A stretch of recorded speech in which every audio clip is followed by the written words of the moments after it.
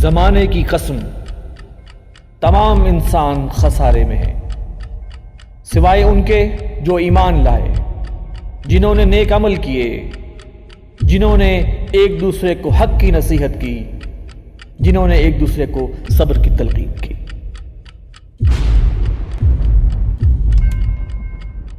بسم اللہ الرحمن الرحیم۔ السلام علیکم ناظرین، میں ہوں وسیم احمد اور آپ دیکھ رہے ہیں تازہ ترین خبروں پر تبصروں اور تجزیوں کا پروگرام زمانہ گواہ ہے۔ ناظرین، وزارت انسانی حقوق پاکستان کی طرف سے پیش کیا گیا انسداد جبری تبدیلی مذہب کا مجوزہ بل وزارتی مذہبی امور نے انتہائی ویلڈ اعتراضات لگا کر واپس کر دیا۔ وزارت مذہبی امور کا یہ اقدام بہت خوش آئند اور قابل تحسین ہے، لیکن ناظرین کیا وجہ ہے کہ گزشتہ کچھ عرصہ سے وطن عزیز کا اسلامی تشخص مٹانے اور پاکستان کو سیکولر سٹیٹ بنانے کے لیے ایسے متنازع بل پارلیمنٹ کے ایوانوں میں پیش کیے جا رہے ہیں جو نہ صرف غیر اسلامی اور غیر آئینی ہیں بلکہ غیر اخلاقی اور اقوام متحدہ کے چارٹر کے بھی خلاف ہیں؟ آپ کی یاد دہانی کے لیے چند ایسے متنازع بلوں کے عنوانات ریپیٹ کر دیتا ہوں۔ ناظرین، آپ کو یاد ہوگا کہ کچھ عرصہ قبل وقف املاک سے متعلق قوانین میں ترامیم کے لیے انتہائی متنازع بل پیش کیا گیا تھا۔ ملک کے طول و عرض میں اس مجوزہ قانون کی بھرپور مخالفت ہوئی تو پھر اسے اسلام آباد کی حدود تک محدود کر دیا گیا۔ پھر گھریلو تشدد اور بچوں پر تشدد کی روک تھام کے بل پیش کیے گئے۔ اب حال ہی میں انسداد جبری تبدیلی مذہب کا بل ٹرن ڈاؤن ہونے کے بعد زینب الرٹ ترمیمی بل پیش کر دیا گیا۔ ان سب کے علاوہ امریکہ اور یورپی یونین کی طرف سے تحفظ ناموس رسالت اور تحفظ عقیدہ ختم نبوت سے متعلق قوانین کے خاتمے کے لیے ہماری حکومت پر مسلسل پریشر ڈالا جا رہا ہے۔ ناظرین، مملکت خداداد اسلامی جمہوریہ پاکستان میں یہ کیا ہو رہا ہے؟ ہمارے منتخب نمائندے اور ہماری وزارتیں قانون سازی کے لیے قرآن و سنت اور آئین پاکستان سے رہنمائی لینے کی بجائے مغرب اور اسلام کی پروردہ NGOs کے ہاتھوں میں کیوں کھیل رہی ہیں؟ ہم آج کے پروگرام میں اسی موضوع پر گفتگو کریں گے۔ اسٹوڈیو میں میرے ساتھ موجود ہیں نو مسلم اسلامی اسکالر جن کی دعوت و تبلیغ کی وجہ سے 1200 سے زائد کرسچن دائرہ اسلام میں داخل ہو چکے ہیں، جناب عبد الوارث صاحب۔ ان کے ساتھ تشریف رکھتے ہیں تحریک ختم نبوت کے حوالے سے انتہائی اعلیٰ پیمانے پر کام کرنے والے چینل KTV کے ایگزیکٹو پروڈیوسر جناب رانا حسن صاحب اور تنظیم اسلامی کے ریسرچ اسکالر جناب رضا الحق صاحب۔ آئیے پروگرام کا آغاز کرتے ہیں۔ رضا الحق صاحب، گفتگو کا آغاز آپ سے کرتے ہیں۔ یہ فرمائیے کہ وزارت انسانی حقوق کی طرف سے پیش کیے گئے جبری تبدیلی مذہب کے مجوزہ بل اور وزارت مذہبی امور کی طرف سے اس بل پر لگائے گئے اعتراضات جو ہیں اس کی کیا تفصیلات ہیں آپ کے پاس؟ بسم اللہ الرحمن الرحیم۔ بہت شکریہ وسیم صاحب۔ اس بل کے حوالے سے میں بات سٹارٹ میں یہ کہنا چاہتا ہوں کہ بل جو ہے وہ کوئی بھی ان آئسولیشن نہیں دیکھا جا سکتا، یعنی in one point in time بھی نہیں دیکھا جا سکتا۔ بل تدریجاً ایوالو ہوتا ہے۔ قانون سازی جو لیجسلیشن ہوتی ہے وہ تدریج کے ساتھ ایوالو ہوتی ہے، اور یہ جسے آپ کہہ سکتے ہیں پروہیبیشن آف فورسڈ کنورژن، یعنی جبری تبدیلی مذہب۔ اس حوالے سے بھی ہم 2016 اور 17 کی بات کرتے ہیں تو وہاں پہ ہمیں سندھ اسمبلی کے اندر سب سے پہلے یہ ایک کاوش نظر آتی ہے کہ وہاں پہ اس طرح کا بل لے کے آیا جائے کہ جبری مذہبی تبدیلی ہے، یعنی مذہب جبرن تبدیل کروانا، اس کی روک تھام کے لیے ایک بل سامنے آ رہا ہے۔ سندھ میں پیش ہو چکا ہے، پہلے تمام سٹیجز سے وہ پاس ہو چکا ہوا تھا۔ صرف جو گورنر سندھ ہیں اس وقت سعید الزمان صدیقی صاحب ہو گئے تھے، سندھ اسمبلی سے تمام سٹیجز سے پاس ہو چکا تھا، لیجسلیشن کی جتنی بھی ہوتی ہیں، صرف گورنر کے دستخط کرنے والے رہتے تھے۔ پھر پریشر بہت زیادہ آیا، پبلک پریشر بھی تھا، اس میں علماء کرام کا پریشر بھی تھا۔ مفتی تقی عثمانی صاحب کا ایک باقاعدہ اس کے اوپر پیس آیا تھا، ایک جو انہوں نے اب یوں کہہ سکتے ہیں فتویٰ تھا ایک طرح سے، لیکن اوپینین تھا، ریلیجیس اوپینین آپ کہہ سکتے ہیں کہ یہ چیز ٹھیک نہیں ہے۔ تو ملتی جلتی آپ دیکھیں گے کہ جو ابھی حال ہی میں جو بل آیا ہے یہ اصل میں ڈرافٹ مسودہ ہے جو کہ ہیومن رائٹس کی سینٹ کے اندر جو کمیٹی ہے ایک، وہاں سے انیشیٹ ہوا، اب یوں کہہ لیں اس کو۔ بہرحال وہ جو 2016-17 والا تھا وہ آخری سٹیج پہ آ کے پبلک پریشر تھا، اس میں علماء کا پریشر تھا، اس وجہ سے گورنر نے اس کے اوپر سائن نہیں کیے، مرحوم سعید الزمان صدیقی صاحب نے۔ تو وہ پھر آف کورس آفیشیلی ایک قانون کا حیثیت حاصل نہیں ہو سکی اس کو۔ لیکن آگے چلتے ہیں تو 2019 میں بھی اگر آپ قومی اسمبلی کی ویب سائٹ پہ جائیں تو اسی نام سے 2019 کا بھی ایک بل موجود ہے جو کہ تمام تقریباً سٹیجز نیشنل اسمبلی میں پیش ہوا، اڈاپٹ ہوا، as adopted by the National Assembly of Pakistan, یہ اس بل کے اندر لکھا ہوا ہے۔ وہ بھی اس کے آگے نہیں جا سکا کیونکہ اس وقت بھی پریشر تھا، اور پریشر جو ہے وہ مختلف چھلنیاں سیوز لگی ہوتی ہیں نا، ایک چھلنی آپ کے پاس پبلک پریشر کی ہوتی ہے، ایک چھلنی آپ کے پاس ہوتی ہے کاؤنسل آف اسلامک آئیڈیالوجی والی، اور ایک چھلنی پھر وہ بھی ہوتی ہے کہ اندر سے جو کچھ لوگ موجود ہیں اسمبلی کے اندر، یا اگر اس معاملے میں سینٹ کے ایک کمیٹی کے اندر سے بات نکلی تو منسٹری آف ریلیجیس افیئرز جو ہے وہاں پہ پیر نور اللہ قادری صاحب انہوں نے ان کیمرہ ایک میٹنگ کال کی جو رپورٹ ہوئی.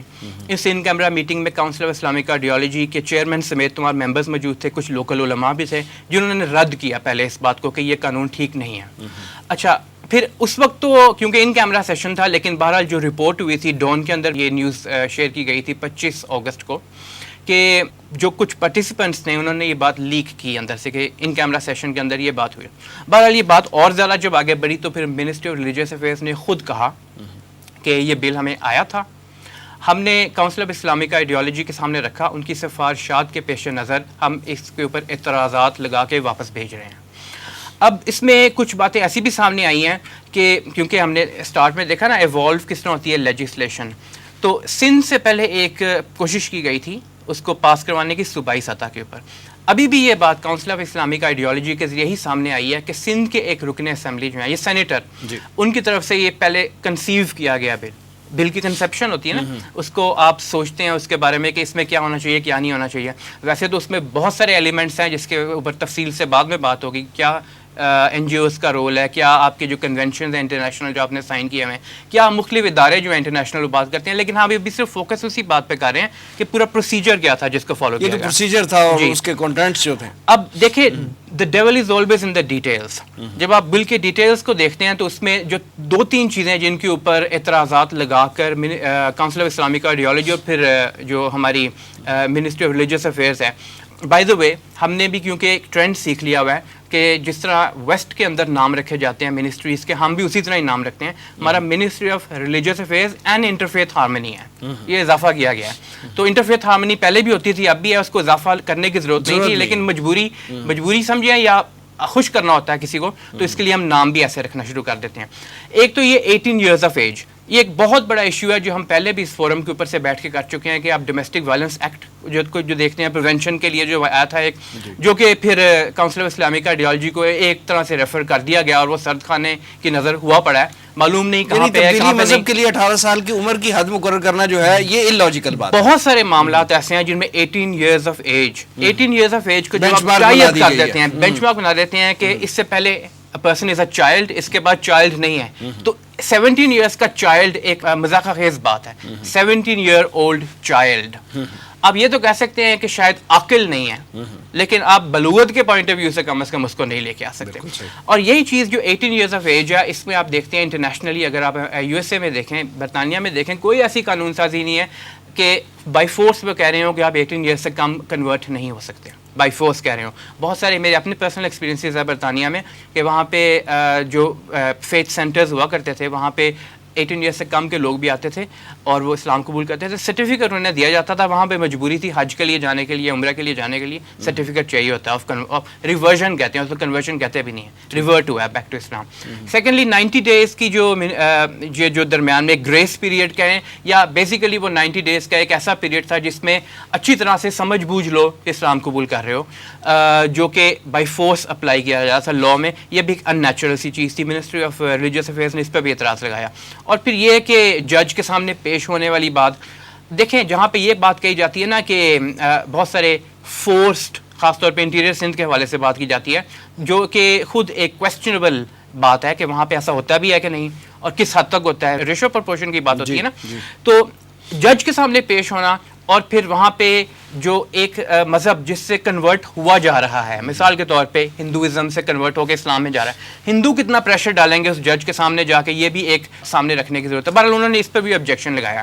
کچھ چیزوں پہ آبجیکشن نہیں لگایا انہوں نے جو کہ آبجیکشنیبل ہیں اور سامنے رکھنے کی ضرورت ہے. ابھی دیکھیں میلٹنگ پاٹ میں ہے, 4 اکتوبر کو اسی senate committee of human rights جو ہے, جس کے اندر بہت سارے لوگ موجود ہیں, اس میں نان مسلمس بھی ہیں, ہندو جو ممبرز ہیں وہ بھی ہیں, ہماری جو منسٹر فار ہیومن رائٹس شیری مزاری وہ بھی موجود ہیں, ہمارے پیر نور اللہ قادری صاحب جو کہ منسٹر آف ریلیجیس افیئرز ہیں وہ بھی اس کے ممبر ہیں, علی محمد خان صاحب بھی ممبر ہیں.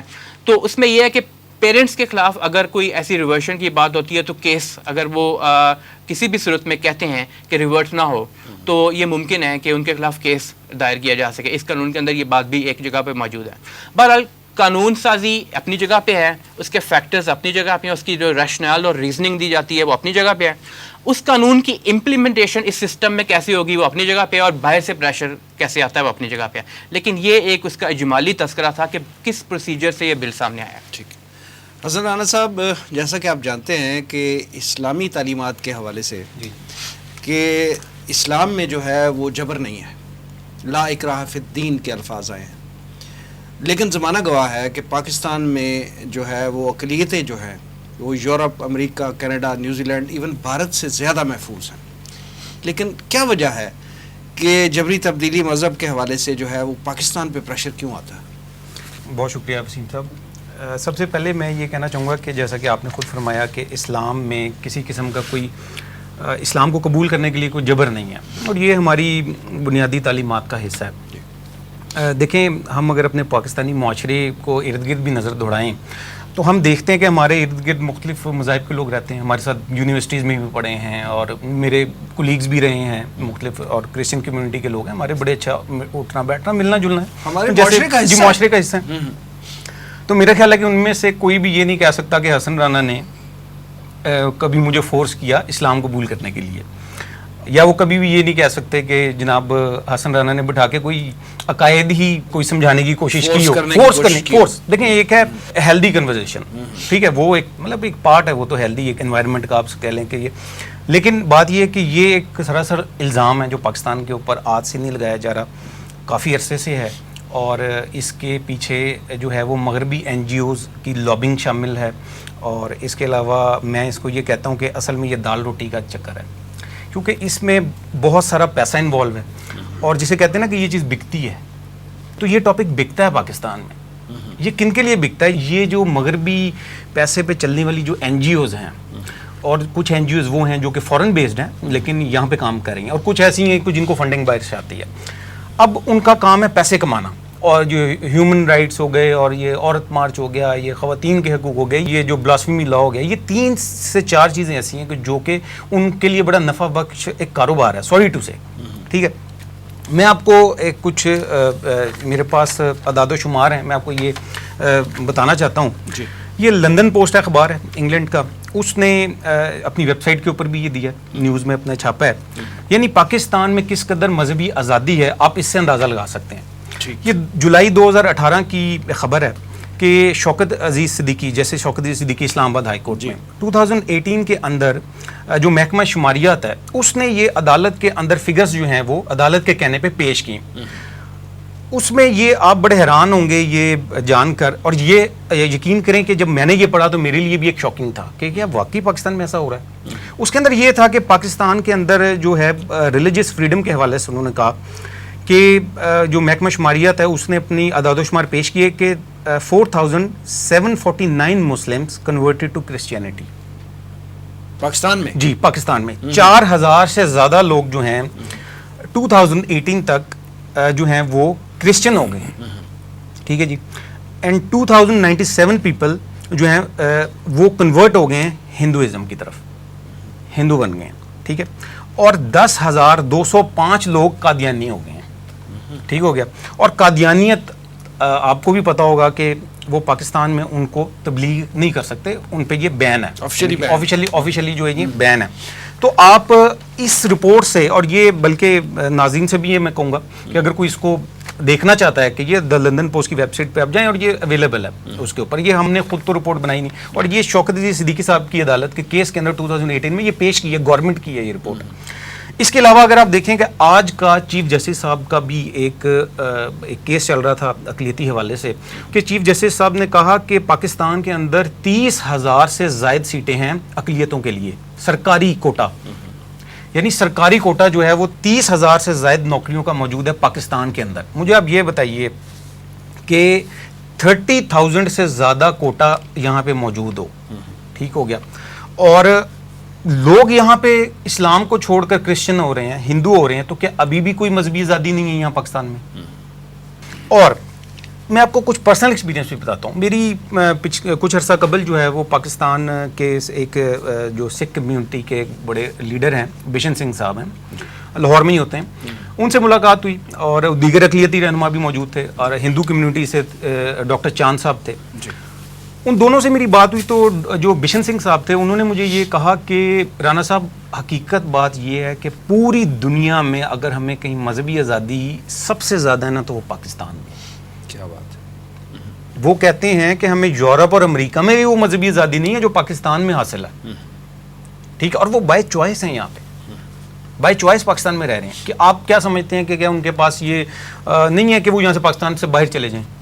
جا سکتے ہیں نا, کہ ان کو کیا ایشو ہے, لیکن وہ یہ کہتے ہیں کہ جناب ہمیں مکمل یہاں پہ رائٹس حاصل ہیں. ٹھیک ہے, گورنمنٹ ہمیں کوٹا دیتی ہے. ڈاکٹر چاند صاحب ہیں جو کہ ہندو کمیونٹی کے یہاں پہ لیڈر ہیں, اور اکثر وہ مختلف چینلز وغیرہ کے اوپر بھی انٹرویوز وغیرہ دیتے رہتے ہیں. انہوں نے مجھے کہا کہ رانا صاحب حقیقت بات یہ ہے کہ ہمیں جب بھی کوئی مسئلہ ہوتا ہے گورنمنٹ ہماری بات سنتی ہے. وہ کہتے ہیں کہ میں یہ بات نہیں کہہ سکتا کہ ہمارے پاس یہاں پہ مذہبی رائٹس جو ہیں وہ موجود نہیں ہیں. تو بات اصل میں یہ ہے کہ یہ صرف اور صرف دو چیزیں ہیں اس کے اندر. ایک چیز تو یہ ہے کہ پہلی بات یہ ہے کہ پیسے کا جو این جی اوز کی گیم ہے یہاں پہ, اور وہ لوگ جنہوں نے یہاں پہ پیسہ بنانے کا ایک یہ کاروبار بنا لیا, میں اس کو کہوں گا وہ. اور سب سے بڑا اس میں یہ ہے کہ پاکستان کو جو ایک پھنسانے کی کوشش کی جا رہی ہے انٹرنیشنلی معاشی پابندیوں کے لیے اور دیگر پابندیوں کے لیے, یہ اس کی وجہ ہے کہ پاکستان پہ پریشر بلڈ کیا جائے تاکہ پاکستان پہ معاشی پابندیاں بھی لگائی جائیں. اور یہ اقلیتوں کے حوالے سے یہ ایک آپ سمجھ لیں کہ ایک ایسی چیز ہے جو انٹرنیشنلی لوگوں کو بڑی اپیل کرتی ہے. تو میں سمجھتا ہوں کہ یہ وجہ ہے تاکہ پاکستان کو بدنام کیا جائے اور پاکستان پہ مختلف پابندیاں لگائی جائیں. ٹھیک. عبدالوارث صاحب یہ بتائیے کہ گزشتہ کچھ عرصے سے عالمی مالیاتی ادارے جو ہیں اور این جی اوز جن کا ذکر ابھی جو ہے حسن رانا صاحب بھی فرما رہے ہیں, ان کی بھرپور پشت پناہی اور لابنگ کی وجہ سے اسلامی تعلیمات اور آئین پاکستان کے خلاف جو ہے وہ بل ہمارے اسمبلیوں میں جو ہے وہ پیش کیے جا رہے ہیں قانون سازی کے لیے.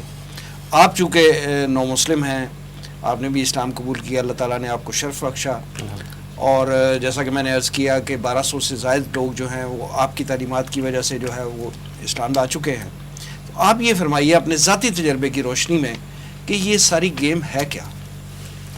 اصل میں یہ محض ایک پروپیگنڈا ہے, اس کے علاوہ اور کچھ بھی نہیں ہے. کہ پاکستان میں جبراً تبدیلی مذہب کو لے کے محض ایک پروپیگنڈا کیا جا رہا ہے, اس کے علاوہ اس کی کوئی حقیقت نہیں ہے. اگر آپ دیکھتے ہیں کہ اسلام کا مزاج کیا ہے, اسلام کی تعلیمات کیا ہیں, تو اسلام کی تعلیمات جو دعوت و تبلیغ کو لے کے ہیں اس کا ایک بنیادی عنصر ہے لا اکراہ فی الدین, کہ نہ جبراً اسلام میں کسی کو داخل کیا جا سکتا ہے اور نہ اس سے کسی کو خارج کیا جا سکتا ہے. اب اسلام کا مزاج بھی اگر آپ دیکھتے ہیں تو اسلام کا مزاج بھی یہ ہے کہ یہ ساری زندگی اپنے قول اور فعل کے مطابق لوگوں کو متاثر کرنے میں لگا دیتے ہیں, لیکن کسی کو جبر کی طرف یا کوئی اس طرح کا کوئی ایک بھی واقعہ جو ہے وہ اس طرح کا ہمیں نہیں ملتا. دوسری بات یہ ہے کہ یہ جتنے شور مچانے والے لوگ ہیں اس میں آپ جب دیکھیں گے تو آپ کو سر فہرست این جی اوز نظر آئیں گی. جس طرح حسن نے بتایا کہ اصل میں ان کی دال روٹی کا معاملہ ہے اور یہااں پہ نفرت بکتی ہے. جب اسلام کے بارے میں یہ کہا جاتا ہے کہ فورس کنورژن یا بلیسفیمی کیس, تو آپ سمجھیے کہ ان کے لیے تو یہ ایک پورے سال کا ایک کیس ان کے پورے سال کے لیے کافی ہوتا ہے, یعنی کہ ان کے اخراجات پورے کرنے کے لیے ایک کیس کافی ہوتا ہے, اور یہاں سے یہ دڑا دڑ اس طرح کے جو ہے وہ کیسز بنائے جاتے ہیں. سر فہرست آپ ان لوگوں کو دیکھیں گے کہ جو این جی اوز والے ہیں, اس کے بعد آپ دیکھیں گے کہ جو فورس کنورژن کا راگ الاپنے والے لوگ ہیں وہ اقلیتی جماعتوں کے ممبران ہیں. اس کے بعد آپ دیکھیں گے ان کے مذہبی رہنما ہیں, جو اقلیتی جماعتوں کے مذہبی رہنما ہیں وہ ہیں.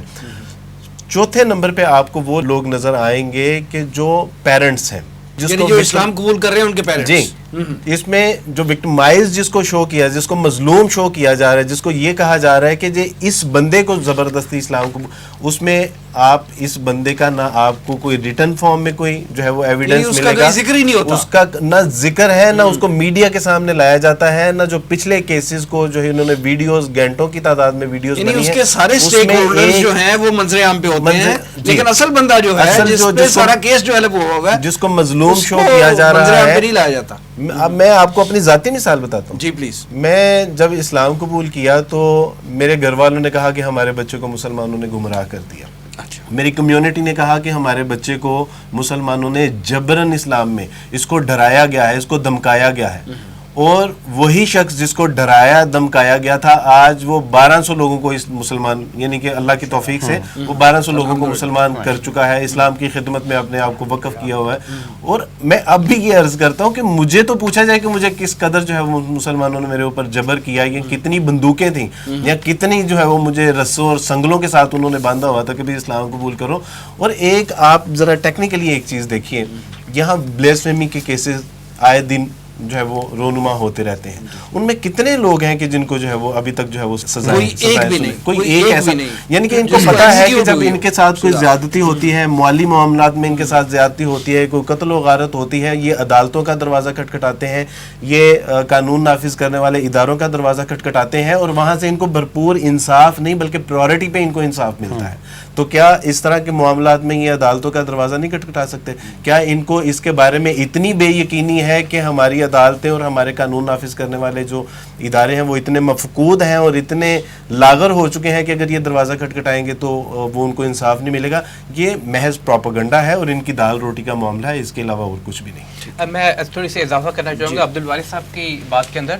دیکھیے یہ جو ریشنل آف دا بلز ہے نا, اس کو جب بھی ہم پڑھتے ہیں, چاہے وہ domestic violence prevention and protection act تھا, یہ بھی بہرحال اس کا یہ والا 2021 والا جو ہے یہ جبری تبدیلی مذہب, اس کا تو ہمارے پاس ڈرافٹ موجود نہیں ہے آفیشیل کی میں بات کر رہا ہوں, لیکڈ ہوں گے.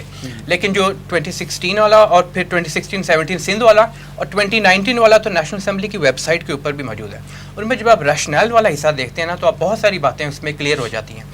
نمبر ایک یہ کہ این جی اوز کا امپیکٹ جو ہوتا ہے وہ تو بیہائنڈ دا سینز بہت زیادہ ہوتا ہے, چاہے وہ عورت فاؤنڈیشن ہو چاہے اور سب کو پتہ ہے اس کی فنڈنگ کہاں سے آتی ہے.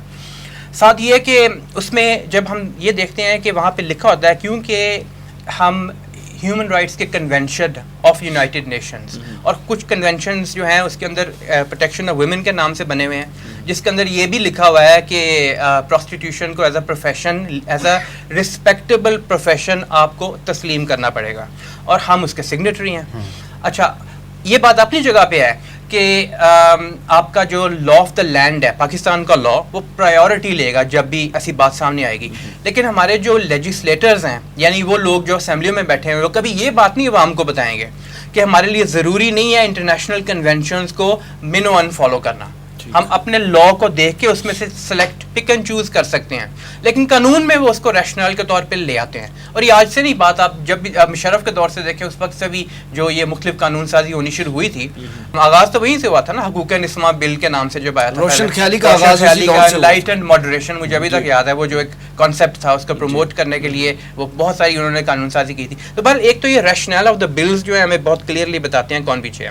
این جی اوز بھی اور کنونشنز جو ہم نے ریٹیفائی کر دیے ہیں, اور وہ پھر بہت سارے ایسے ہیں جو باقاعدہ ویسٹرن وے آف تھنکنگ اور لائف کو پسند کرتے ہیں. منسٹری آف ہیومن رائٹس تو بھری پڑی ایسے لوگوں کے ساتھ. ساتھ آپ یہ دیکھیں کہ دو اور چیزوں کا مختصراً ذکر کرنا چاہوں گا. ایک تو یہ کہ ایک بڑا فینومینن آج کل سامنے آیا ہوا ہے کہ کئی مرتبہ ایسا بھی ہوتا ہے کہ ملک میں اکثریت کے ساتھ ڈسکریمنیشن شروع ہو جاتی ہے, اس کو ریورس ڈسکریمنیشن کہتے ہیں. آپ اقلیتوں کے لیے اتنی قانون سازی کرنا شروع کر دیتے ہیں, جو اکثریت ہے اس کا حق مارنا شروع کر دیتے ہیں. بہرحال اس چیز کے اوپر بھی سوچنے کی ضرورت ہے. اور تیسرا یہ کہ رشیا نے 2017-18 میں ایک لیجسلیشن انٹروڈیوس کی تھی جو یہ تھی فورن ایجنٹس ایکٹ. جتنی امریکن یا برطانوی اور مغرب کی این جی اوز ان کے پولیٹیکل افیئرس میں انٹرفیئر کر رہی تھیں, انہوں نے کہا کہ ان کا status as a foreign agent ہے اور اس کے مطابق ہی دیکھا جائے گا. تو کہنے کا مطلب یہ جو اقوام جو ہے وہ سمجھتی ہیں کہ ہمارا مقصد کیا ہے آگے چلنے کا, تو وہ اس کے لیے قانون سازی کر کے رکھتی ہیں, اور وہ یہ نہیں کہ اندھا دھند جو مغرب کی طرف سے قانون آ رہے ہیں یا ان کی طرف سے جو پریشر آ رہا ہے یا مغرب زدہ این جی اوز کی طرف سے جو پریشر آ رہا ہے اس کو ایکسیپٹ کرنا شروع کرتے ہیں. صاحب میں اس میں تھوڑا سا ایڈ کرنا چاہوں گا کہ آپ کو شاید یاد ہو ایک بڑا مشہور کیس ہوا تھا 2019 میں اندرون سندھ گھوٹکی میں, دو بہنوں کے اغوا کا معاملہ تھا. ہولی کے دن دو ہندو جو لڑکیاں تھیں ان کو اغوا کر لیا گیا, جس پہ ہندو کمیونٹی نے بڑا احتجاج کیا, روڈ پر ابھی بلاک, ایک بڑا مسئلہ یہ چلا تھا, بڑا ہائی لائٹ ہوا تھا. جی بڑا ہائی لائٹ ہوا تھا. تو اس میں کوٹ کرنا چاہوں گا، بلکہ یہ BBC نے ہی رپورٹ کیا. اور میں یعنی ایک ہم یہ دیکھنا چاہتے ہیں کہ ایک تو اس میں ہم ایک فیکٹرز اور اس کو بھی نہیں ہم اگنور کر سکتے، وہ میڈیا کا ہے. جو انٹرنیشنل میڈیا اس کو کیسے پروجیکٹ کرتا ہے، ٹھیک ہے، یعنی وہ چیز سامنے لے کے آتا ہے جو پرسپیکٹو اس کا ہو، ٹھیک ہے، ہمیں وہ دکھانا چاہتا ہے، ٹھیک ہے. اب BBC کہتا ہے کہ اس خبر کے بارے میں اسلام کے خلاف جانے والی ہر بات کو ہائی لائٹ کرے گا، جی وہ ہائی لائٹ کرے گا. اب آپ یہ دیکھیں کہ یہ بڑا مشہور کیس ہوا، ٹھیک ہے، وہ BBC اس کو کوٹ کر رہا ہے. ہولی 9 عمر لڑکیوں کے مبینہ اغوا پر ہندو برادری کا دھرنا. وہ کہتے ہیں اس نے یہ اس کو خبر کو جو ہے وہ اس طریقے سے دیا. آپ یہ دیکھیں کہ یہ خبر جو تھی، یہ جو کیس تھا، یہ جسٹس اطہر من اللہ صاحب نے اس کو سنا، اور سارے اس میں انہوں نے ریمارکس جو دیے ہیں، میں سمجھتا ہوں کہ یہ یعنی یہ ہر NGO کو بھی سن لینے چاہیے بڑے کان کھول کے، اور یہ NGO زدہ جو لوگ ہیں ان کو بھی دیکھنا چاہیے، اور جو لوگ ان کے پروپیگنڈے سے امپریس ہیں ان کو بھی یہ دیکھنا چاہیے. اس میں انہوں نے 2-3 پوائنٹس بس میں جلدی آپ کو یہ سنانا چاہوں گا جو انہوں نے لکھا. وہ کہتے ہیں کہ جی عدالت نے ریمارکس دیے کہ لڑکیوں کے بیان کے بعد اس تمام کارروائی کی کوئی ضرورت نہیں تھی. لڑکیوں نے وہاں آ کر عدالت میں یہ بیان دیا کہ جناب ہم اپنی مرضی سے مسلمان ہوئی ہیں، ہمیں کسی نے کوئی اغوا نہیں کیا، نہ اغوا کیا، نہ نہ جبری طور پر ہمارے مذہب کو چینج کیا گیا. عدالت میں آ کے انہوں نے بیان دے دیا، ٹھیک ہو گیا. یہ میرے پاس اور بھی کیسز ہیں، میں ابھی صرف ایک کا ذکر کر رہا ہوں. وہ کہتے ہیں عدالت نے ریمارکس دیے کہ لڑکیوں کے بیان کے بعد اس تمام کارروائی کی کوئی ضرورت نہیں تھی. یہ جج کے ریمارکس ہیں. کہتے ہیں انکوائری اس لیے کرائی گئی کہ والدین کی تسلی ہو جائے. معاملے کی حساسیت کو دیکھتے ہوئے انکوائری کا حکم دیا. انکوائری اس لیے کرائے گی کہ دنیا جان لے پاکستان میں اقلیتوں کے حقوق محفوظ ہیں. مجھے بتائیں کہ اس سے بڑی سٹیٹمنٹ کیا ہوگی؟ دیکھیں ہم نے اپنے آپ کو پیش کر دیا. جسٹس صاحب یہ کہتے ہیں کہ اس کیس کے اندر کوئی ایسی چیز نہیں تھی. دیکھیں جب ایک 18 سال سے اوپر کی ایج ہے، آپ کو یہ اجازت ہے کہ آپ شادی کر سکتے ہیں، ٹھیک ہے، آپ نے اپنی مرضی سے اپنے مذہب تبدیل کیا، آپ نے مرضی سے شادی کی، جو کہ کوئی بھی کر سکتا ہے، اس کا کوئی بھی مذہب ہو. اس کے بعد اس کو عدالت اگر بلاتی ہے اس سے پوچھ سکتی ہے کہ آپ نے شادی کیوں کی ہے. عدالت دیکھیں اس کو بلائے گی تو اسے یہ پوچھے گی آپ نے شادی کیوں کی ہے. عدالت تو یہ پوچھ ہی نہیں سکتی کہ آپ نے اس بندے سے یا اس عورت نے اس سے کیوں شادی کی ہے. انہوں نے کہا ہم نے ان کو بلایا اس لیے بلایا تاکہ یہ دنیا کے اوپر واضح ہو جائے کہ پاکستان میں اقلیتیں جو وہ محفوظ ہیں. اور یہ تمام تر جو بڑے جو ہماری جو نیوز ایجنسیز ہیں انہوں نے یہ خبریں جو ہیں وہ کوٹ کی ہیں. اس میں آپ دیکھیے وسیم بھائی کہ اس بل کی جو بنیاد ہے وہ بنیاد کس بات کو بنایا جا رہا ہے؟ انسانی حقوق کے حوالے سے. یعنی اس سے ہمیں یہ بھی ایک خدشہ لاحق ہو رہا ہے اور یوں لگتا ہے کہ جیسے اسلامی یعنی انسانی حقوق کی دھجیاں بکھیری جا رہی ہیں اس بل کے تناظر میں. ایک بچہ ہے جو 13 سال کا ہے اور اس کو یعنی ینگسٹ بوائے ہے اور اس کو PhD ڈاکٹر ہے اور اس کو PhD ڈگری جو ہے وہ دی گئی ہے، اس کی تھیوری کا ایکسیپٹ کیا گیا ہے اور اس کو یہ اجازت دی گئی ہے کہ آپ ایجوکیٹ کر سکتے ہیں. اور اگر ایک بچہ ہے اور وہ 17 سال کی عمر میں اسلام قبول کرنا چاہتا ہے تو آپ اسلام قبول کرنے کی اس کو جو ہے وہ سند کیوں نہیں جاری کر؟ یہ انسانی حقوق کی تذلیل نہیں ہے. انسانی حقوق کے جو ہے وہ پیش نظر یہ تو کہا جا سکتا، یہ تو ہو سکتا ہے کہ ایک 13 سال کا بچہ دلہا بن جائے، اس کی شادی ہو سکتی ہے. وہ 17 سال کی عمر میں باپ بن سکتا ہے، لیکن 17 سال کی عمر میں مسلمان کیوں نہیں بن سکتا؟ انسانی حقوق کی دھجیاں یہاں سے بھی ان کی بکھیری جا رہی ہیں کہ ایک بچہ ہے وہ اپنی آزاد مرضی سے، وہ عاقل بالغ ہو چکا ہے، وہ سمجھتا ہے کہ دیر از نو گاڈ بٹ اللہ سبحانہ و تعالیٰ، وہ سمجھتا ہے کہ خاتم النبیین محمد صلی اللہ علیہ وسلم پہ ایمان لائے بغیر آخرت میں جو ہے وہ کامیابی نہیں ہے. اب اگر وہ اپنی آزاد مرضی سے اسلام قبول کرنا چاہتا ہے تو اس کے انسانی حقوق جو ہے وہ پامال نہیں ہوتے اگر آپ اس کو جبرن. اور اسٹیٹ کیا کہتی ہے؟ اس بل میں یہ کہا جا رہا ہے کہ اگر کوئی انڈر ایج یعنی 18 سال سے پہلے اگر کوئی بچہ اسلام قبول کرتا ہے اس کو وہ بچہ کنسیڈر کرتے ہیں تو اس کا اسلام کنسیڈر نہیں کیا جائے گا اور اس کو دعوت و تبلیغ کرنے والے کو جو ہے وہ 5 سے لے کے 10 سال تک سزا دی جائے گی اور اس کو 1 لاکھ سے لے کے 2 لاکھ روپے تک جو ہے جرمانہ بھی کیا جائے گا. انسانی حقوق کی تنزلی یعنی کہ کس طرح کی جا رہی ہے کہ اگر پیرنٹس ہیں، والدین ہیں، اسلام تو یہ کہتا ہے کہ جو والدین کا دین ہے وہی بچوں کا دین ہوگا. یہاں پہ کہا جا رہا ہے کہ پیرنٹس اگر یعنی کہ اس کا مطلب تو یہی ہے نا کہ پیرنٹس اگر ایڈلٹ ہیں وہ اسلام قبول کرتے ہیں تو ان کے انڈر ایج بچے اسلام قبول کرنے سے قاصر رہیں گے. اس میں مولانا تقی عثمانی صاحب نے جو ہے وہ ایک فتویٰ بھی دیا ہے. دوسرا اس بل میں چند ایک اور چیزیں بڑی اہم ہیں. کہ 7 دن کے اندر اگر ہم کہتے ہیں کہ جی اگر کوئی شخص اسلام قبول کرنا چاہتا ہے اور اس کو 7 دن کے اندر جو ہے وہ ایڈیشنل سیشن جج جو ہے وہ اس کا انٹرویو لیں گے اور اس کے بعد یہ فیصلہ کریں گے کہ 90 دن یہ کمپیریٹیو اسٹڈی کریں گے یا کہ ان کو سند جاری کرنی ہے, ان 7 دنوں کے اندر اس کو اگر موت آ جاتی ہے تو اس کی ذمہ دار کون ہوگی؟ کیا اسٹیٹ اس کی رسپانسبلٹی لے گی؟ کیا حکومت یا اس کے جو ہے وہ جج صاحب ذمہ دار ہوں گے؟ کون ہوں گے؟ اس کے علاوہ یہ بتایا گیا ہے کہ جو شخص اسلام قبول کرنے والا ہے نہ صرف اس کو جو ہے وہ 90 دن کے لیے کمپیریٹیو ریلیجن کی اسٹڈی کروائی جائے گی بلکہ ان کے مذہبی رہنماؤں سے بھی ان کی ملاقات کروائی جائے گی اور ان کے گھر والوں کو بھی obviously جو ہے وہ انفارم ہو جائے گا کہ یہ اسلام. اس کے بعد آپ مجھے بتائیے کہ کون شخص, یعنی کہ ہم جو انڈیپینڈنٹ لوگ ہوتے ہیں, عاقل بالغ سمجھدار, اسکول کالج یونیورسٹیاں, اس کے بعد بزنس, ہم بھی اسلام یعنی فیملی پریشر اور سوسائٹی کے پریشر اور اپنے مذہبی جو ایک ریلیجس پرسنز ہوتے ہیں ان کے پریشر سے ڈرتے ہیں اور ہمیں بھی یہ احساس ہوتا ہے کہ اگر ہم نے کھلے عام یہ کام کیا تو پریشر جو ہے وہ سسٹین کرنا پڑے گا. لیکن اگر اس طرح سارا یہ معاملہ ہوگا تو آپ بتائیے کہ کون اسلام قبول کرے گا؟ اس سے یہ پتہ چلتا ہے کہ یہ نہ صرف اسلام مخالف یہ جو ہے وہ ایجنڈا ہے, اسلام کی راہ میں روڑے بھی اٹکانے کی, انسانی حقوق کی بھی جو ہے وہ شدید ترین قسم کی جو ہے وہ تذلیل کی جا رہی ہے. مجھے یہ اور یہ بل جو ہے وہ جبرن اسلام میں داخل, جبرن اسلام قبول کرنے کا بل نہیں ہے, یہ اسلام سے روکنے کا جبرن بل جو ہے وہ پیش کیا جا رہا ہے. ضیاء صاحب یہ بتائیے کہ ہمارے پرائم منسٹر صاحب جو ہیں وہ پاکستان کو ریاست مدینہ بنانے کے دعوے دار ہیں اور ریپیٹڈلی ان کی اسٹیٹمنٹس آتی ہیں کہ ہم پاکستان کو اسلامی فلاحی ریاست بنائیں گے اور ریاست مدینہ کی طرز پہ جو ہے ہم پاکستان کو جو ہے وہ ایک فلاحی ریاست بنائیں گے. کیا ان کو اس طرح کا متنازع بل, جس کے کنٹینٹس ابھی عبدالوارث صاحب ہمیں بتا رہے ہیں, ان کو اس طرح کا متنازع بل پیش کرنے پہ انسانی حقوق کی جو وزارت ہے اس کی جواب طلبی نہیں کرنی چاہیے؟ جی وسیم صاحب, جیسا کہ رانا حسن صاحب نے بھی اور عبدالوارث صاحب نے بھی بڑی تفصیل سے بتایا اس پورے معاملے کے اندر, پہلی بات تو یہ ہے کہ ہیومن رائٹس کا جو کانسیپٹ ہے نا, وہ جسے کہتے ہیں نا کہ شاہ سے زیادہ شاہ کے وفادار, مغرب کے اندر ہیومن رائٹس کا وہ کانسیپٹ اس طرح سے شاید جو ہم امپورٹ کر کے یہاں پہ اس کو لبادہ اڑا کر کہ ہم یہاں پہ انسانی حقوق لے کے آنا چاہتے ہیں.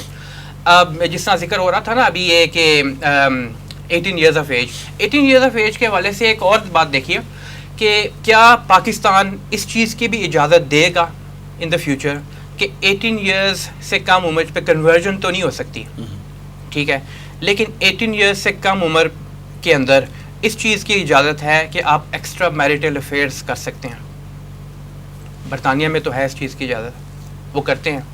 اچھا, وہاں پہ تو کنورژن کے اوپر بھی ایج جو ہے اس کو اس طرح سے اسٹرکٹلی امپلیمنٹ کیا نہیں جاتا. بس یہ اس پوائنٹ آف ویو سے بات تھی. جہاں تک تعلق اس چیز کا ہے کہ دیکھیے جواب طلبی کی بات آپ نے کیا, اب انسانی حقوق کی جو منسٹری ہے اس کا بیک گراؤنڈ اور اس کی کمپوزیشن تو ذرا دیکھیں, کمپوزیشن ہے کیا اس کی. 2 قسم کے لوگ آپ کو بہت کلیئرلی اس کے اندر نظر آئیں گے, اور تیسری قسم میرا نہیں خیال وہاں پہ ہوگی.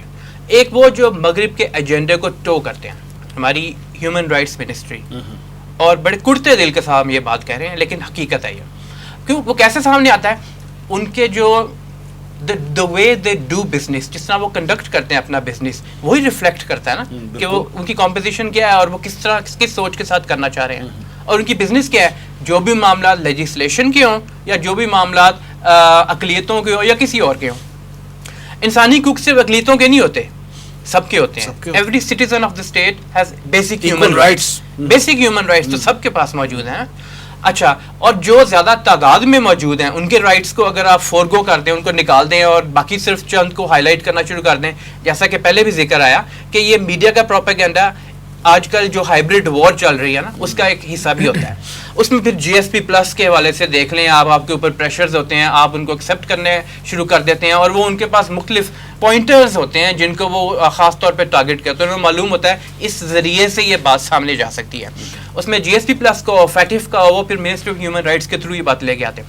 ایک تو وہ جو کہ ٹو کر رہے ہیں ان کا ایجنڈا, دوسرے وہ جو کہ جس طرح پہلے ذکر ہوا نا کہ وہ اپنی معاش کی خاطر, اپنا پیٹ کی خاطر, چاہے ان کو این جی اوز کی طرف سے پیسے آ رہے ہوں چاہے کسی اور طرف سے پیسے آ رہے ہوں, وہ اس کے لیے یہ ایجنڈا سامنے لے کے آنے کی کوشش کرتے ہیں. اسلامی نظریاتی شخص رکھنے والے ملک میں اس کی وزارت میں ایسے لوگ موجود ہیں جو فارن فنڈنگ جو ہے انہوں نے حاصل کرنے کے لیے وہ ایک ایجنڈا ان کا ٹو کر رہے ہیں. ایجنڈا ٹو کر رہے ہیں. اگر وہاں پہ موجود نہیں ہے تو اسلام سے تعلق رکھنے والے اور دینی تشخص رکھنے والے لوگ موجود نہیں ہیں وہاں. اس میں ایک اور چیز آپ ایڈ کر لیں, یہ جو آج کل سول سوسائٹی کا کانسیپٹ بن گیا ہوا نا, یہ بھی خاص ان لوگوں کو پروموٹ کیا جاتا ہے. سول سوسائٹی ریفلیکٹیو یا ریپرزینٹیو نہیں ہوتی, صحیح, ٹھیک ہے نا.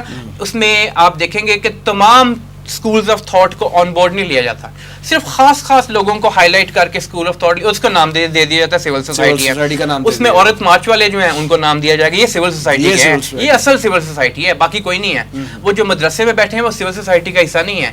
جو ہم جیسے لوگ تھوڑا سا اسلام پسند ہیں وہ بھی سول سوسائٹی کا حصہ نہیں ہے. پھر یہ کہ تھرڈ ویو فیمنزم جو ہے وہ پوری دنیا میں جس طرح پھیلی ہے, پاکستان پہ بھی اس کا اثر بہت آیا ہے. ہماری جو آپ دیکھتے ہیں کہ بہت کلیدی عہدوں پہ خاتون منسٹرز ہیں, ان کے اپنے گھر کے لوگ جو ہیں ان کا کیا طریقہ کار ہے, کیا نہیں ہے طریقہ کار. خاص طور پہ ایک ہماری جو وزیر موصوفہ ہیں, ان کی اپنی بیٹی وہ یوٹیوب کے اوپر کس طرح کی اینٹی اسلام باتیں کر رہی ہوتی ہیں. تو بہرحال اس کا آپ ریفلیکشن تو دیکھتے ہیں نا, تھرڈ ویو فیمنزم جو ہے. ساتھ اس کے لبرلزم جو اس کا ایک ہوا کھڑا کر دیا گیا ہے. وہ لبرلزم کے اندر ہر وہ بات جو اسلامی ہے اس کو آپ نے نیگیٹو پورٹرے کرنا ہے. ہر وہ بات جو کہ ویسٹ سے آئی ہوئی آپ کی شرم و حیا ختم کرنے والی ہے اس کو آپ نے پروموٹ کرنا ہے.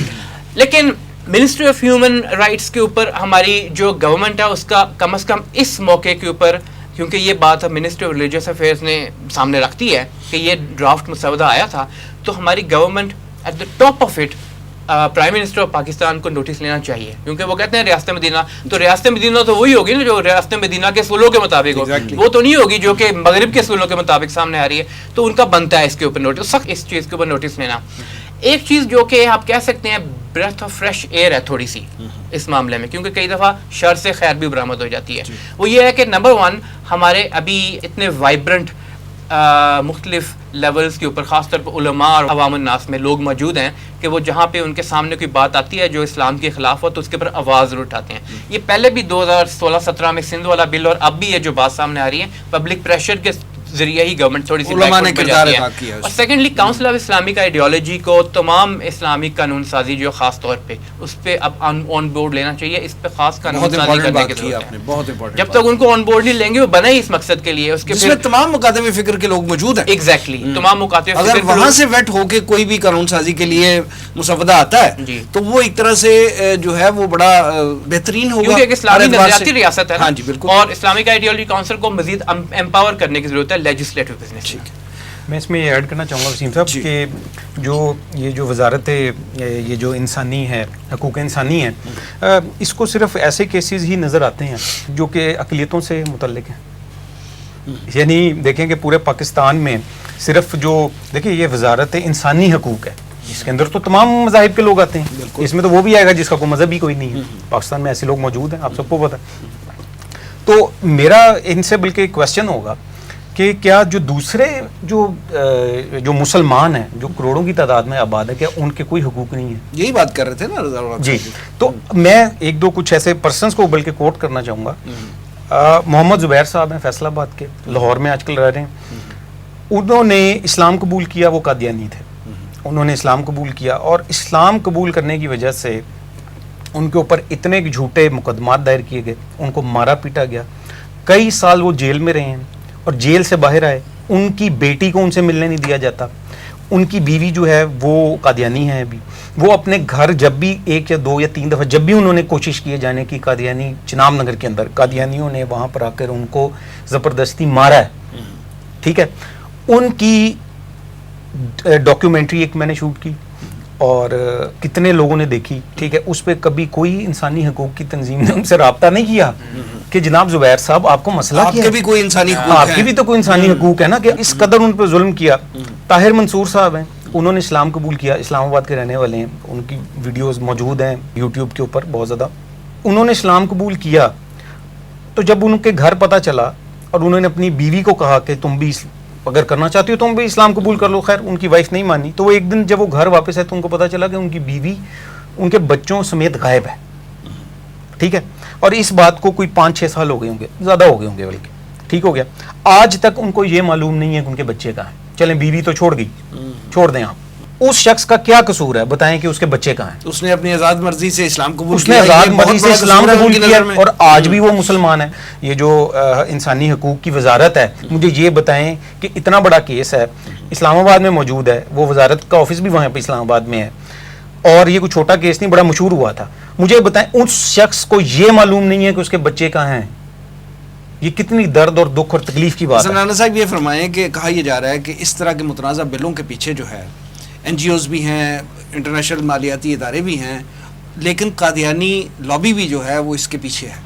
آپ کے کیا ایکسپیرینس ہیں اس حوالے سے کہ قادیانی لابی بھی جو ہے وہ پاکستان کو سیکولر اسٹیٹ بنانے میں اپنا کوئی کردار ادا کر رہی ہے؟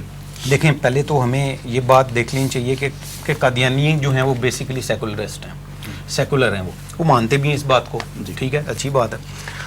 بات یہ ہے کہ جب سے پاکستان بنا ہے, پاکستان کے بننے سے لے کے آج تک جتنی بڑی سازشیں ہوئی ہیں پاکستان میں, اس کے پیچھے قادیانیوں کا ہاتھ ہوتا ہے. یا وہ خود ہوتے ہیں یا ان کے ایجنٹ, سہولت کار کہہ لیں, جو بھی ہیں وہ لوگ ہوتے ہیں.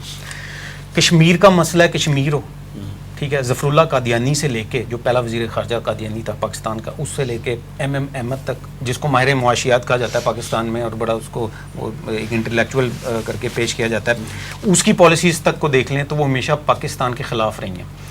میں آپ کو زیادہ دور نہیں لے کے جاتا. 2020 کی یہ 7th منتھ کی رپورٹ ہے جس کا نام ہے سفوکیشن آف دا فیتھفل. یہ کہتے ہیں the persecution of Ahmadi Muslims in Pakistan and the rise of international extremism. یہ ایک وسیم صاحب اتنی خطرناک قسم کی ایک رپورٹ پاکستان کی سالمیت کے خلاف قادیانی جماعت نے بنائی, پھیلائی, پیش کی. برطانوی پارلیمنٹیرینز ابو 40, ٹھیک ہے, ان کے ساتھ مل کر یہ رپورٹ جو ہے اس کو تیار کیا گیا. ٹھیک ہو گیا, اس پر ان کے نام بھی موجود ہیں. اور اس رپورٹ کو جو ہے وہ پوری دنیا میں پھیلایا گیا اور کہا گیا کہ جناب ریاست کی سرپرستی میں پاکستان میں اقلیتوں کے اوپر جو ہے وہ مظالم ڈھائے جا رہے ہیں اور دہشت گردی کی جا رہی ہے, ریاست اس کی سرپرستی کرتی ہے. اب ایک تو رونا یہ تھا نا کہ اگر ہم دیکھیں کہ جی ٹھیک ہے قادیانی ہیں تو قادیانی اپنا ذکر کریں بیچ میں کہ جی ہمارے پر یہ ظلم ہے, ہمیں یہ کہا گیا, بلیم گیم شروع کر. جی وہ اصل میں دیکھیں وہ کوئی ایسا موقع نہیں جانے دیتے پاکستان کی سالمیت کے خلاف کہ جہاں پہ ان کو تھوڑا سا بھی نظر آئے گا نا کہ یہاں پاکستان کو نقصان ہوگا تو وہ وہاں سے آئیں گے. یعنی آپ کوئی بھی ایشو اٹھا کے دیکھ لیں. انہوں نے یہ رپورٹ شائع کی اور یہ برطانوی پارلیمنٹیرینز کے ساتھ مل کر شائع کی. ٹھیک ہے, اس میں بلکہ میں آپ کو ایک اور بات بتاتا چلوں, اس میں ایک جو پارلیمنٹیرین ہے افضل خان صاحب جو تھے, ان سے رابطہ کیا گیا. جب ان کو بتایا گیا کہ جناب یہ آپ کا نام اس رپورٹ پہ ہے, تو انہوں نے یہ کہا کہ جناب حقیقت یہ ہے کہ مجھے تو پتہ بھی نہیں ہے اس رپورٹ کا, بغیر پوچھے میرا نام اس میں ڈالا گیا. مس لیڈ کرنا. اسی طریقے سے جیسے مغربی این جی اوز اور یہاں پہ کچھ لوگ گورنمنٹ کو بھی مس لیڈ کرتے ہیں. ٹھیک ہے, ان کو فیڈ ایسا کیا جاتا ہے. دیکھیں ہر ڈپارٹمنٹ میں اوپر بیٹھا بندہ خود نہیں ریسرچ کرتا, اس کو نیچے سے جو نیچے لوگ ہوتے ہیں وہ فیڈ کرتے ہیں, اس کو رپورٹس دیتے ہیں. یہ بھی رپورٹ عالمی اداروں کو دی گئی. ان کو کہا گیا کہ میں آپ کو مثال کے طور پہ کہتا ہوں, اس پہ لکھا ہوا جی force conversion of Christian child through marriage. ٹھیک ہے جی, آگے چلیں, اس میں کہتے ہیں کہ جی persecution of Hindus, وہ کہتے ہیں some of the most worrying forms of persecution against the Hindu community include the abduction of women and children and forcibly converting people of the Hindu faith to Islam. ٹھیک ہے, اس میں یہ کہا گیا کہ جناب کہ پاکستان میں اقلیتیں بالکل غیر محفوظ ہیں. ٹھیک ہے, پاکستان کا جو جی ایس پی اسٹیٹس ہے اس کو واپس لیا جائے. آپ مجھے یہ بتائیں کہ یہ پاکستان سے محبت رکھنے والا کوئی شخص کرے گا؟ کبھی بھی نہیں کو کرتا ہے ایسے. اس رپورٹ سے اور یہ رپورٹ اس وقت شائع کی جس وقت فیٹف کے ہم ریویو میں تھے, لاسٹ ایئر فیٹف کے ریویو میں تھے, اور جو سچویشن تھی وہ گورنمنٹ کے لیے بڑی مشکل تھی. یہ جان بوجھ کے اس موقع کے اوپر یہ رپورٹ جو شائع کی. اور میں یہ کہتا ہوں کہ پاکستان کے جو وزارت خارجہ ہے اس نے اس کو بالکل سیریس نہیں لیا, اور انہوں نے اپنی ڈیجیٹل ڈپلومیسی جو آج کل بہت زیادہ آن ہے اور ہوئی ڈیجیٹل ڈپلومیسی رہی ہے, اس میں پاکستان کی ریاست جو ہے وہ وزارت خارجہ خصوصاً وہ بہت پیچھے رہی. ایک چیز اور میں کوٹ کرتا چلوں کہ وہ کس طرح سے مس لیڈ اور مس گائیڈ کرتے ہیں. جرمنی کے اندر قادیانی جماعت جو ہے وہ بہت زیادہ اسائلم سیکرز کے طور وہاں پہ اسائلم سیکرز بہت زیادہ ہیں قادیانی. یہ جرمنی کا اخبار ہے تو بہت مشہور DW, بہت بڑا میڈیا گروپ ہے, جی نیوز ایجنسی ہے DW. قادیانی وہاں پہ بہت زیادہ اسائلم کے لیے وہاں پہ انہوں نے درخواستیں اپنی دی ہوئی ہیں. DW نے یہ کوٹ کیا ہے, DW کہتا ہے کہ جناب کہ 500 تقریباً 35 قادیانیوں کی درخواستیں انہوں نے ریجیکٹ کر دی اسائلم کے لیے. کیوں؟ جرمنی کی عدالت نے. دیکھیں یہ کوئی پاکستان کی عدالت تو نہیں ہے جہاں کہیں کہ جی مولوی یہ کہتے ہیں نا کہ مولوی اکٹھے ہو جاتے ہیں اور یہ اپنی مرضی کے فیصلے کروا لیتے ہیں. وہ یہ کہتے ہیں کہ جناب جرمنی کی وفاقی وزارت داخلہ کے ترجمان نے DW کو بتایا کہ صرف کسی خاص مذہب سے تعلق رکھنے کی بنیاد پر جرمنی میں پناہ نہیں دی جا سکتی. ہر درخواست کا انفرادی طور پر جائزہ لینے کے بعد ہی پناہ دینے کے بارے میں فیصلہ کیا جاتا ہے. آگے وہ کہتے ہیں کہ جرمنی کی انتظامی عدالتیں بھی اپنے فیصلوں میں کئی مرتبہ یہ نشاندہی کر چکی ہیں کہ پاکستان میں کئی ایسے مقامات ہیں جہاں احمدیوں کی جانوں کو کوئی خطرہ موجود نہیں ہے. یعنی سفوکیشن آف دا فیتھفل کے نام سے جو رپورٹ شائع کی جا رہی ہے, ٹھیک ہو گیا, دھوکے, فراڈ, جعل سازی, وہ پوری دنیا میں پھیلائی جا رہی ہے کہ جناب پاکستان میں اقلیتیں محفوظ نہیں ہیں, ہم بھی محفوظ نہیں ہیں. اور دیکھیں جناب ہم کس طرح اسائلم لے رہے ہیں, اور اس میں کہا گیا ہندو بھی جو ہے وہ بھی محفوظ نہیں ہے جی, کرسچن بھی محفوظ نہیں ہے جی, اور دیگر اقلیتوں کا بھی ذکر کیا. اور جبکہ جرمنی کی عدالت یہ کہہ رہی ہے کہ قادیانی جو ہیں وہ تو پاکستان میں بالکل محفوظ ہیں. تو اس طریقے سے جو ہے یہ قادیانی جماعت جو ہے وہ میں سمجھتا ہوں کہ یہ تمام تر اس معاملے کے اندر جو ہے وہ, اور اس کے علاوہ دیگر ان کی ویب سائٹس بھی ایسی ہیں جو کہ منفی سرگرمیاں ان کی جاری ہیں. عبدالوارث صاحب یہ بتائیے کہ پاکستان میں عیسائیت جو ہے ایک بڑی اقلیت کی حیثیت سے موجود ہے اور پاکستان کی تعمیر و ترقی میں جو ہے وہ اپنا بھرپور کردار ادا کر رہی ہے. آپ بحیثیت نو مسلم اسکالر عیسائی کمیونٹی سے انٹریکٹ کرتے ہیں, آپ یہ بتائیے کہ پاکستان میں جبری جو مذہب کی تبدیلی کے کوئی واقعات جو ہیں آپ کے علم میں ہیں, کوئی ایسے واقعات رونما ہوتے ہیں؟ میں نے 27 سال کی عمر میں اسلام قبول کیا. 27 سال سے پہلے میں نے جتنا عرصہ اپنی کمیونٹی میں گزارا, no any one case in my life. اچھا, ہوتا ہے نا کہ سنا ہو, ایسا بھی کبھی نہیں ہوا. اور اس کے بعد جو بعد کی زندگی ہے, میں تقریباً کو 5000 نیو مسلم کو جانتا ہوں کہ جن کے کیسز میں نے خود ڈیل بھی کیے, جن کی کچھ معاملات, ان میں بھی کوئی ایک ایسا کیس نہیں تھا جس نے کہا ہو کہ ہمیں جبراً اسلام قبول کرنے فورس کنورژن کی گئی ہے. بلکہ ہوتا یہ ہے کہ جب اسلام قبول کرتے ہیں تو اس کے بعد ایک جبر کا سلسلہ شروع ہوتا ہے جس کو نہ کبھی ہمارا میڈیا دکھاتا ہے, نہ اس وقت انسانی حقوق کی تنظیموں کو ہم نظر آتے ہیں.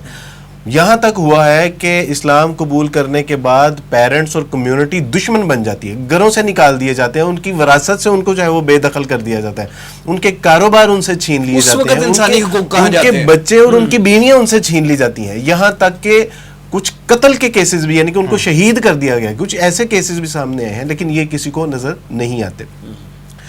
جب پاکستان بنا ہے تو آفیشلی پاکستان میں جو ریکارڈڈ کرسچن تھے وہ لگ بھگ کوئی 60,000 کے لگ بھگ جو ہے وہ ریکارڈ کرسچن تھے, اور آج وہ ڈکلیئر کرتے ہیں کہ ہم 1 کروڑ کے لگ بھگ ہیں. چلیں ہم کہتے ہیں کہ جی بہت بڑا یہ جھوٹ ہے, ہم 50 لاکھ بھی اگر لگا لیں تو پھر بھی یہ شرح پیدائش نہیں ہے, اور الزام ہم پہ لگایا جا رہا ہے کہ جی یہ جبرن جو ہے وہ اسلام قبول کروا رہے ہیں. یہ اتنی بڑی تعداد کیسے ہوئی؟ اور اس کے علاوہ آج تک کسی کورٹ نے, کسی قانون نافذ کرنے والے ادارے نے کوئی ایک کیس جو ہے وہ اس کو پروو کیا ہو کہ جی یہ دیکھیں یہ ہمارے پاس جو ہے وہ وکٹم ہے, یہ مظلوم ہے, اس کو جو ہے وہ کوئی ایک کیس, یعنی کہ یہ ہر نیو مسلم کے بارے میں کیس دائر کیا جاتا ہے کہ اس کو اغوا کر لیا گیا ہے, اس کو جبرن اسلام قبول کیا گیا ہے اور اس کی جبرن شادی کی گئی ہے, لیکن کوئی ایک کیس بھی نہیں ہے کہ جو ہے وہ اس حوالے سے کوئی ثابت ہوا ہو. نو اینی سنگل کیس ان دس پاکستان. ٹھیک ہے. رضا صاحب یہ بتائیے کہ آئین پاکستان میں اسلامی دفعات کو ختم کرنے کے لیے امریکی اور یورپی پریشر جو اکثر پاکستان میں آتا ہے, جس کا ذکر ابھی پورے پروگرام میں ہماری گفتگو میں ہوا, اس کو کیسے ختم کیا جا سکتا ہے؟ وسیم صاحب, آئیڈیالوجیکل سٹیٹ جو ہوتی ہے جب تک اپنی اصل یعنی اپنی آئیڈیالوجی کی طرف لوٹتی نہیں ہے اس وقت تک مختلف قسم کے پریشرز آتے ہی رہتے ہیں. وہ پریشرز بیرونی طاقتوں کی طرف سے بھی آ سکتے ہیں, جس طرح کہ بہت ساری ہماری ایسی مثالیں ہیں, برطانیہ, امریکہ وغیرہ, اور وہ اندرونی بھی جو ایک سیکولر لبرل لابی ہوتی ہے وہ اس چیز کی کوشش کرتی رہتی ہے. اب کرنے کا کام اصل کیا ہے؟ جب آپ اسلامی دفعات کی بات کی, ہمارے آئین کے اندر جو پریمبل وہ تو دیکھ لیں, اور اس کے بعد قرارداد مقاصد, sovereignty belongs to Allah alone, اور جو بھی ہمارے لیجسلیشن کے اندر لوگ موجود ہیں وہ لیجسلیشن جو ہے وہ تمام کی تمام ایز اے وسیجرنٹ آف اللہ ایک ٹرسٹ کے طور پہ لوگوں کو دی گئی ہے. ٹھیک ہے. وہ اس کے اندر رہتے رہتے پھر آپ 227 جو ہے ہماری دفعہ کانسٹیٹیوشن کی اس کو دیکھیں تو no legislation shall be done repugnant to the Quran and Sunnah. قرآن و سنت کے دائرہ اختیار سے باہر کوئی قانون سازی نہیں ہو سکتی. صرف یہی نہیں, اس کے اندر آگے لکھا ہوا ہے کہ وہ قانون جو کہ قرآن و سنت کے منافی ہیں ان کو قرآن و سنت کے مطابق بنانا بھی ریاست کی ذمہ داری ہے. اسی طرح یہ بھی ہمارے کانسٹیٹیوشن میں موجود ہے کہ ریاست کی یہ ذمہ داری ہے کہ وہ ایسا ماحول لوگوں کو دے کہ وہ اسلامی تعلیمات کے اوپر عمل پیرا ہونے میں ان کے لیے آسانی سے زندگی گزار سکے. تو کہنے کا مطلب یہ ہے کہ ایک نظریاتی ریاست جب تک اپنی اصل کی طرف نہیں لوٹے گی, ہمارا جو ایک اصل ہے وہ نظریہ پاکستان کی بنیاد پر ہے. پاکستان کا مطلب کیا؟ لا الہ الا اللہ. یہی وہ قائد اعظم کی محنت تھی, کوشش تھی, جو کہ انہوں نے اپنی بہت ساری تقاریر میں جس کے بارے میں کہا, اور یہی علامہ اقبال کا ویژن تھا, اور اسی کی بنیاد پر پاکستان بنا. پاکستان جب تک صحیح معنوں میں اسلامی فلاحی ریاست نہیں بن جاتی, اس میں وہ جو کہ ہمارے وزیر اعظم صاحب جس بات کا ذکر کرتے ہیں نا, ریاست مدینہ کے مانند بنانا ہے اس کو, تو ٹرو ریفلیکشن آف ریاست مدینہ جب تک نہیں بنا رہی, اس کے لیے جدوجہد نہیں کی جاتی, اس وقت تک پھر یہ پریشرز بھی آتے رہیں گے, اس وقت تک وہ بیرونی بھی ہوں گے, اندرونی بھی ہوں گے. تو ہماری تو یہی استدعا ہے سب سے, جو بھی ہمارے صاحبان حل و عقد ہیں, کہ آپ خدارہ اس چیز کی طرف واپس آئیں جس بنیاد پہ پاکستان حاصل کیا گیا تھا, اور جو ہم نے وعدہ کیا تھا اللہ تعالیٰ سے کہ ہم یہاں پہ ہمیں خطہ زمین ایک دے دے, تو ہم ایسا اسلامک جو ماڈرن جو ہے نا ایک پیراڈائم, اس کے اندر اسلام کا بیکن آف لائٹ بنا کے دنیا کے سامنے پیش کریں گے, تاکہ لوگ دیکھ سکے کہ یہ ماڈل ہے اس جدید دور میں اسلامک نظام کا, اسلامک ریاست کا. اس دعا کے ساتھ کہ پاکستان کے کیپٹل اسلام آباد میں اسلام واقعی اور حقیقی معنوں میں آباد ہو جائے, اجازت لیتے ہیں. آپ کا بہت شکریہ رضا الحق صاحب, حسن رانا صاحب, جناب عبدالوارث صاحب. ناظرین, یہ تھا آج کا پروگرام. آج کے لیے اتنا ہی. اس پروگرام کا فیڈ بیک ضرور دیجیے گا. آپ ہمیں ای میل بھی کر سکتے ہیں. ہمارا ایڈریس ہے media@tanzeem.org. اگلے پروگرام تک کے لیے وسیم احمد کو اجازت دیجیے. اللہ نے کے بعد.